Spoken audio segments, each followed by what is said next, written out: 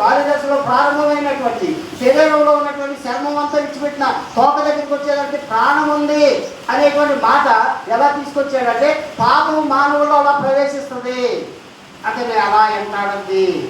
వృద్ధాప్యంలో కూడా ఏ ఆశలు ఉంటాయి అంటే, ఏ కోరికలు ఉంటాయి అంటే, పాపం అనేటువంటి ఇచ్చే కోరిక ఆశలు మానవుని పట్టి పీడిస్తుంది.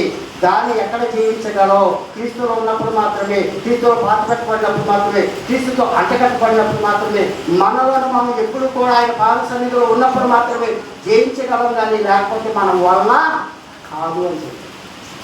కనుక ఇదే నాన్న ప్రతిమలాంటి చెప్పేది ఏంటంటే, నువ్వైనా నేనైనా బలహీనులమే, మనం కలిగిన ప్రభు గొప్పవాడు. ఆయన్ని బట్టి మనం ఏం చేయాలంటే, ఆయన చూస్తూ గురి ఎంతకు మనం పరిగెత్తట్లా మనం భక్తి చేసినప్పుడు తప్పుకోని ఈ 4 వచనాలు మన జీవితాలకు ఉపయోగపడుతుంది. తప్పుకోకుండా మనకు ఉన్నటువంటి ఒక నెలటువంటి జాగ్రత్తగా చూసుకుని 2026లో ప్రవేశించడానికి మనల్ని మనం ఏం చేసుకోవాలంటే సిద్ధపరచుకోవాల్సిన వారిగా ఉన్నాం. దేవుడి కొద్ది మాటలు దీవించి ఆశీర్వదించును గాక.